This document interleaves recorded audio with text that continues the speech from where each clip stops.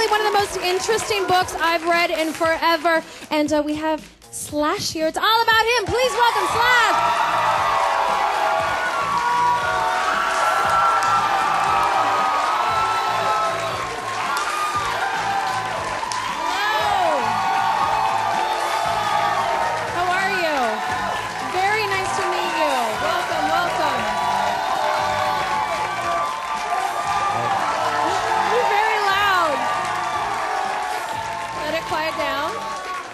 Okay, can I just say this? I started reading this book yesterday afternoon at my house, and I finished it by lunchtime today. I could not stop reading it.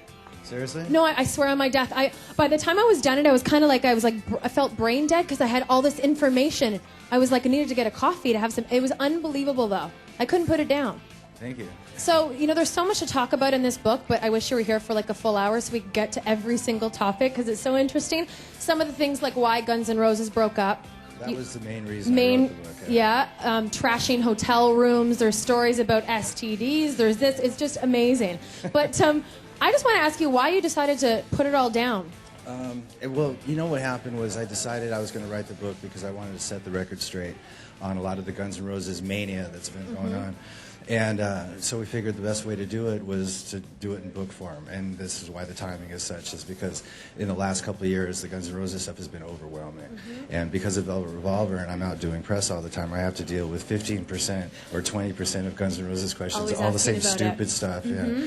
So we said, well, let's do an autobiography. And so it's a snapshot of my life, and then the gun stuff is in there, and there you have it. You're probably one of the most fascinating people I've ever interviewed. I know we've just started the interview, but I'm sitting there reading it, and I had to call my mom, like, I never knew this about you. It's unbelievable. Like, your upbringing, just surrounded by creative people. Your mother was a costumer who made costumes for, Ringo Starr, John Lennon, and then your father was a painter and artist. Right. You had, Joni Mitchell living a couple of doors down from you. Jim Morrison lived in the area where you grew up in L.A. It was just like, holy, you know what? It was a pretty eclectic upbringing.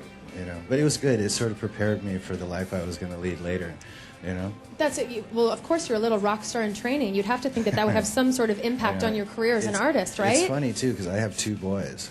They're adorable. There are pictures in the book. They're so cute. And I'm sort of looking at the lifestyle that they're raised into and seeing what they're going to end up being like. It's amazing, isn't it? But I'll keep a tighter leash on them than my mom did. Will you? Yeah. No, but everything happens for a reason, right? Everything you've that's gone the way through. I look at it. No, it's interesting because I read that when you were about 13 or 14 is when you really knew that, because obviously you rode BMX bikes, you had that love, but then you knew that guitar was the only thing that you really wanted to do, that you thoroughly enjoyed. It came really abruptly. I picked it up when I was 15, and as soon as I played those first couple of notes, that was it.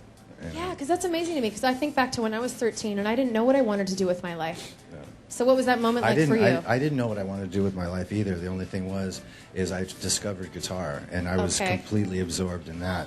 And I didn't know what the whole future was going to bring, but I wouldn't put it down. You just knew it was your one true love. I discovered this one thing. I found my calling. Thank the Lord, right?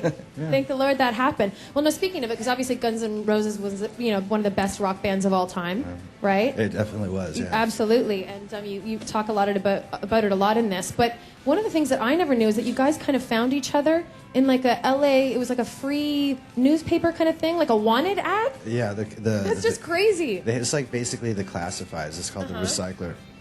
I knew Steve Adler already. We were friends. We were 13, 14 years old. We were best friends. And then I answered an ad in the paper for Izzy and Axl at one point. But I met them later. It's sort of convoluted how that all happened. And I had an ad in the paper for a bass player, and that's how I met Duff. And we were all wandering around the same scene. We had different combinations or different variations of different bands. Like Axl and Izzy and I had, or Axl and Steve and I had a band. Duff and Steve and I had a band. Axl and Izzy had a band. And then finally all came together. It's all the same circles. Do you think it was fate? Yeah, it was definitely fate. We were the only five guys in LA that could have made up that band. And it was us against them. But there was definitely a hand of something sort of drawing you together, right? Magnetism, obviously. And all the songs that we wrote, the way they came together, and all that, and the record that we made. Absolutely. Okay, can I read an excerpt from the book? Sure. Is that okay? I laughed out loud. It's not about Izzy on my leg, right? Not that part. I had to. It's the funniest thing. Oh, that's it? Of course it is. It's the funniest thing I've ever read. Can I read it? Is that cool? I don't know. You guys have the ratings over Well, here. I'm not going to say the F word. How about that? All right, Okay. I'll say it. Okay. I remember being up in the bunk one night after a show with Izzy and some girl. We were taking turns having sex with her, but Izzy wasn't wearing protection. So when he pulled out, he bleeping finished, I'm going to say finished, on my leg. I was dying! That's the greatest... We used to live in really cramped quarters. Uh-huh. I was doing really close. I was doing Howard Stern a couple weeks ago, and Izzy was listening and heard that on the radio and thought it was very funny because he didn't remember that, and I said, I'll never forget it. Yeah. But that's the best part. There's so many stories. How did you remember all these like amazing moments of your life? Well, once I got started on the book, I was sort of forced to, and once I got into that sort of rhythm of using as best recall as I could, it actually all came back pretty well. Now at this point, I can remember everything. Really? Yeah. I wish I could do that. I don't remember last week. Well, that's what I thought, but when Yeah. you're forced to, you know, it's either writing a book or being in court. You end up, it comes back to you. And it's probably like a therapy session almost, right? I wouldn't call it that. You wouldn't? No, it's For not me, very it would therapeutic. be. No? It was hard to get it all out? It was a lot of work. Was it? But Yeah. you're probably so proud of it, though, right now, right? I'm proud because it's done, you know, and people Push seem to be aside. digging it, you know, which is really cool because I didn't expect much. It was written intentionally for Guns N' Roses fans, and I figured if they needed a source to find out some real information, here's a book.